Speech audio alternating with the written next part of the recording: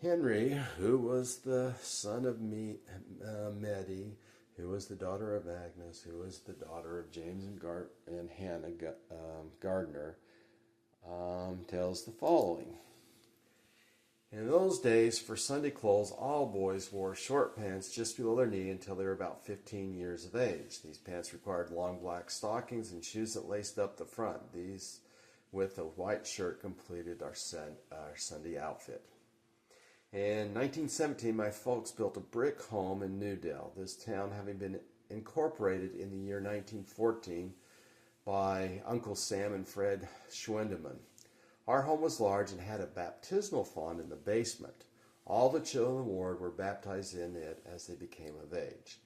I know that getting baptized in the wintertime is not fun outside in Idaho, so I could see where it would be very helpful if somebody would build a baptism font in their home, because the churches didn't have them. My father bought a Model T Ford in 1914. It was shiny black, and the price was $500. 30 miles an hour was considered speeding and an awful fast. When the gas tank was filled, it was under the front seat. Everyone had to pile out, take the seat cushion with them.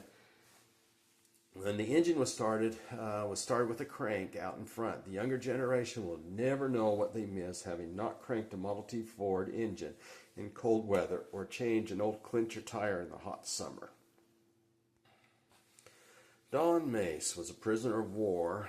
I show 4 prisoners of World War II that I have come across from the Gardner descendants. Vernon Liston, Donnie Mace, Carl Reed Hunter, Gene Earl Birch. Donnie Mace did the most writing and tells the following stories.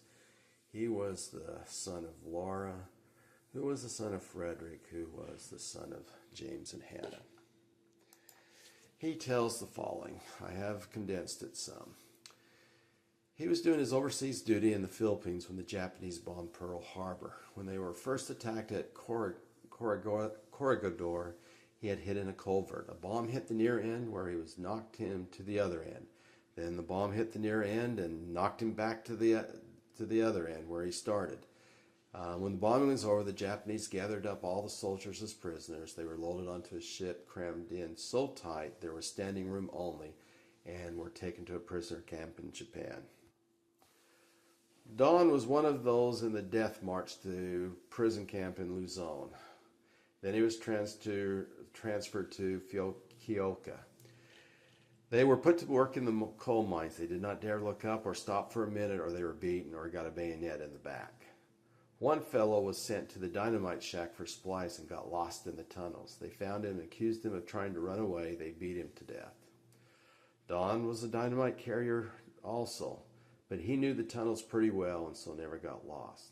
When any officials came around to inspect the camps to see if everyone was being treated okay, the Japanese gave the prisoners good food, good clothes, and their Red Cross packages. As soon as the officials left, the Japanese took it all away from them. They had to be extremely sick to get off work duty. The sick were fed the burned rice from the bottom of the pot. One day the mine caved in the area where Don was. He got his back and both legs broken. There was no doctor, just a medic who took care of Don as well as he could. His legs got terrible cramps in them. The medic was a big husky fellow, so he would work Don's legs over every day. He pulled, bent, and massaged them. Don would scream in pain and curse him and tell him to leave him alone. The medic would say, "Do you want to walk again? Someday you will thank me for this." With the treatments he gave Don and his determination, he was able to walk again. After he got well enough to get around with 2 canes, he would go out to the big bathtub and swim all day. Don was a prisoner of war for 4.5 years. Mabel would talk about World War II and the bombs in England. She is the wife of James, who was the son of John William, who was the son of James and Hannah Gardner. The bombers used to come over so often and drop bombs practically every night. We could never undress and go to bed. We could only have a quick bath and dress again. When we were at home, the bombers would come over and we'd all get in the china closet under the stairs. As the bombs left the planes, we could hear them whistling through the air and never knew where they would drop. One night, we were in the closet and some incendiary bombs came through the roof and set the beds on fire. Part of the ceiling fell over above us, came bumping down the stairs. We tried to get out the front door, but the yard was full of it burning incendiary bombs, so we couldn't get out, and the back door was the same. I was living at that time at the home of my brother and sister, John Clark. One night when we were under the stairs, a mouse ran down one of the girls' back. She was about 12 years old, and she didn't move or say a word. I asked her later, "Madeline, how could you stand it?" And she says, "I knew if I had said anything, Aunt Mabel would run out. So she did it to protect me. After the fire, we used to walk 3 to 4 miles after supper out of town. The ladies would sleep in a car in anyone's garage, and the men slept on the floor. We had to walk back early the next morning to be at work at 8 a.m. Eldred tells the story of the hard winters in Idaho. He is the husband of Ruby, who was a daughter of Laura, a daughter of, and the son of James and Hannah. Eldred said, "The next year after Dad died, we didn't have any money to feed our milk cow. She had gone dry, so Uncle Earl told Urgent said if he could get the cow down there, he would feed her for the winter. I tried to find someone to take her down, but I couldn't find any. Last hay of the hay we had, I went into the house and told Mom that I would take her down to Egan. She tried to talk me out of it because it was 30 degrees below zero. I took off down the road. We lived on the south side of St. Anthony. I took her across town and down past the St. Anthony Cemetery, and then the cow decided she didn't want to go any further. She wanted a drink of water. So I went over to the canal. I threw rocks to try to break the ice. I threw a big rock at the same time, jumped on the ice. I went through the ice. The water went just a little above my knees. From there on, at every house I'd come to, I would tie the cow up and go in to try to get warm. I got down to Parker, and I stopped at one house there, and the lady saw that my pants were frozen stiff as a board, and I was shaking and trembling all over. She told me to come in, and she got me a bathrobe for me, took my pants and put them over a chair next to the stove. She fed me some soup. She made me stay there about 2 hours. Then I took off again, leading the cow. I couldn't get her to go fast. I stopped at two more houses between Parker and Egan. Uncle Earl saw me coming and got me in the house. Aunt Verna gave me some supper and then put me to bed. The next morning, I couldn't bend my knees. I couldn't even turn myself over in bed. Uncle Martin came down with his car and took me back home. Dr. Ellis put me in the hospital, and I was there about 2 weeks. My knees swelled up so bad I couldn't get my overalls on, so I had to split my overalls to above my knees. I went home and was starting to get better. I could just about bend my knees, but the swelling was still about 3 times normal. On my YouTube channel, I talk about Luana Sylvester and her living in Colorado City, in Arizona, among the plural marriages.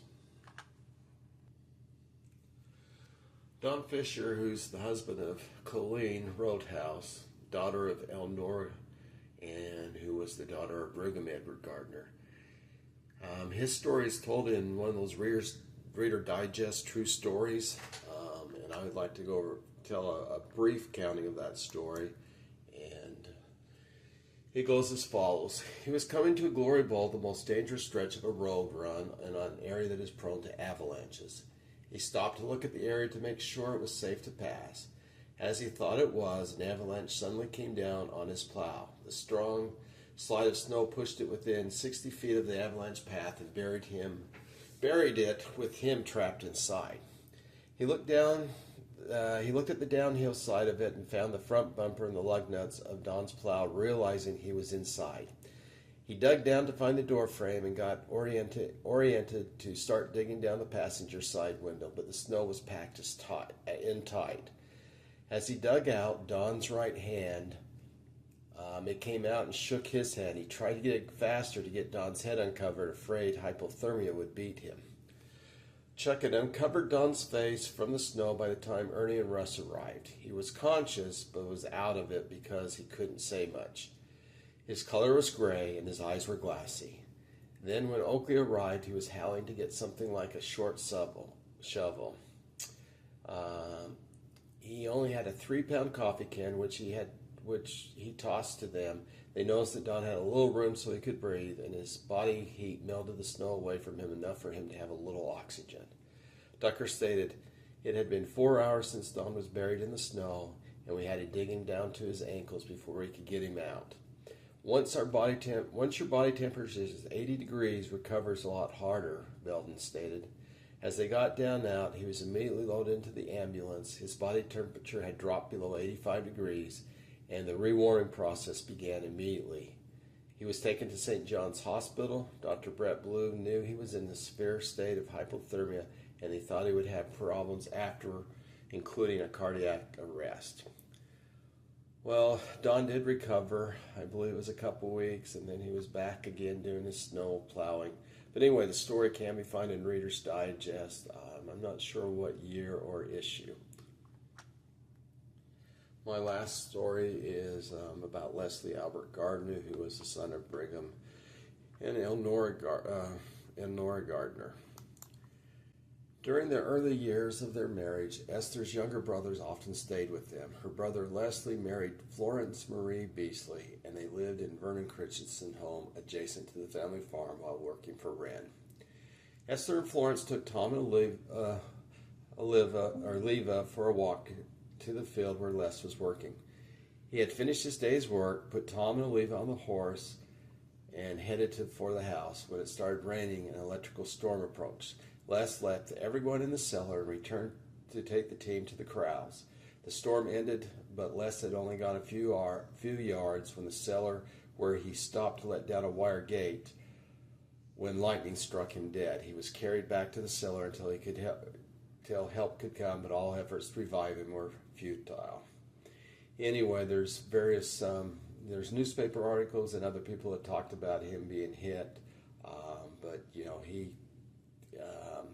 he was very young, only had his own daughter, which was named Leslie, and sad story, his wife remarried, but anyway, it amazed me how many people have been hit by lightning in my relations. There's Norval Godfrey, Winnie Mae Gardner, Laura Eliza Gardner, the girls' camp. So anyway, that finishes my presentation. I hope you enjoyed it.